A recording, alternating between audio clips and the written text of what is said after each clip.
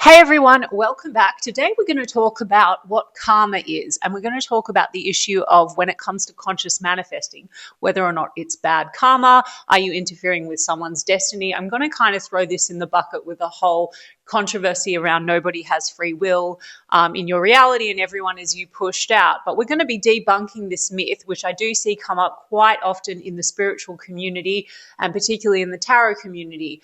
And a lot of people ask me, is it wrong to manifest my desires? Again, am I interfering with someone else's path? And in a lot of cases, what if there's a third party? Is it bad karma to, kind of take a person away from someone else? And if you're struggling with these doubts, this video is for you. Let's get into the truth really about what karma is and how reality actually works. Hey everyone, welcome back to my channel. If you're new here, I'm Talzi, a tarot reader and a spiritual and mindset coach.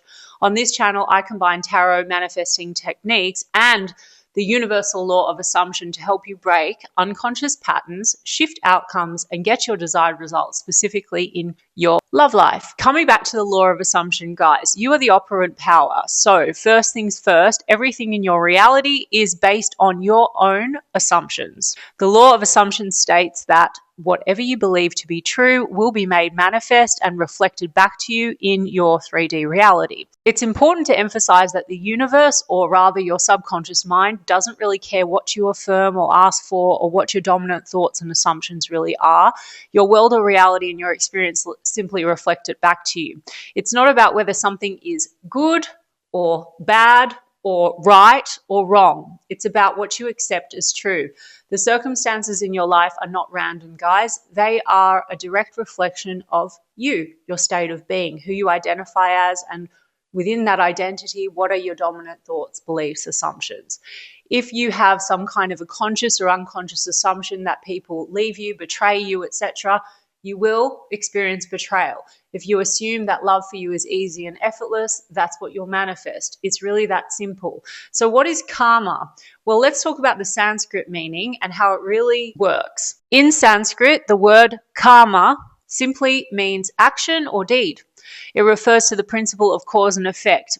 Basically, your thoughts, actions, and assumptions are what creates a ripple effect and affects your future reality. Your actions create corresponding outcomes. However, this concept has been widely misunderstood and distorted over time. From the law of assumption perspective, karma is not some external force punishing or rewarding you. It's the natural consequence of your inner assumptions and beliefs or your state. The cycles you repeat in life are simply reflections of your dominant thoughts and state of consciousness. When you change your assumptions and state of being, you release yourself from those repetitive patterns, or what people like to label as karma. You are not bound by an unchangeable fate. You can shift your reality at any time by choosing new thoughts and persisting in those to create new assumptions, shifting into a new identity or a new version of self. The myth of karma. No one can do anything to you unless you assume it. So there's this widespread belief that if someone hurts you, the universe will make them pay. Or that if you manifest something, you're taking from someone else and will suffer the consequences. So that's not really how it works, guys. Karma is simply a pattern of assumptions being projected into your reality. And so everything on the outside being a projection of you. If you believe that you having your desires or wanting your desires is bad or wrong, you will experience validation in your physical. It's coming down to what you believe.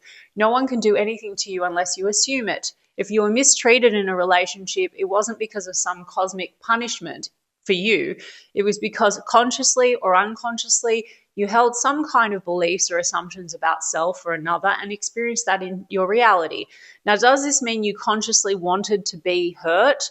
No, as I already pointed out, it does mean that at some level, however, you had a dominant belief or certain thoughts that led up to an experience because those thoughts were somehow then embedded as an assumption within that version or state of being that you were embodying.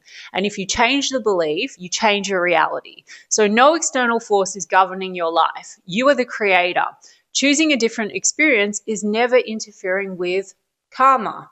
Some people believe that choosing a better experience means you are cheating the system in some kind of a way. But think about this. Haven't you already been choosing experiences, but just unconsciously? Maybe you've lived through heartbreak, rejection, or betrayal, not because you wanted to or because you deserved it, but because those experiences match your identity or your unconscious beliefs and assumptions.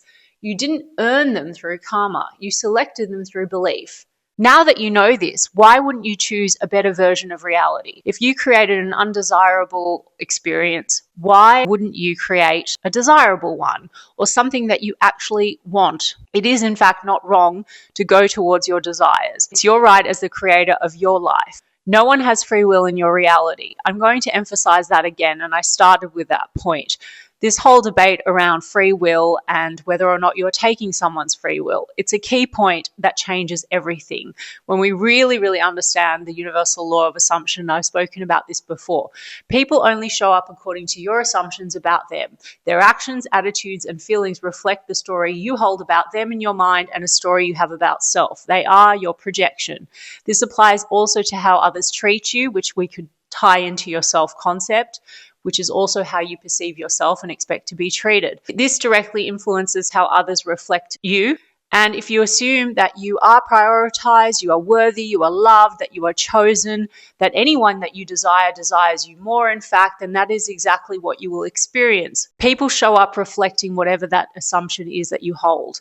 If you believe someone is distant or uninterested, that's how they'll behave. It will be reinforced in your 3D reality in the form of circumstances.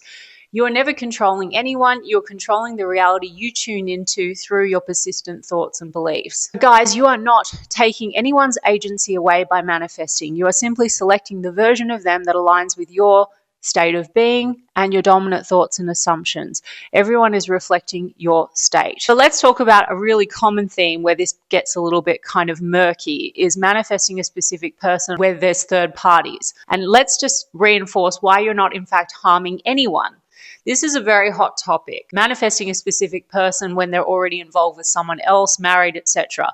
So many people think, am I breaking up a relationship? What if I'm interfering with karma? But here's the truth, guys. There are infinite realities, and I've spoken about this in previous videos, and I'll link one up for you guys to watch.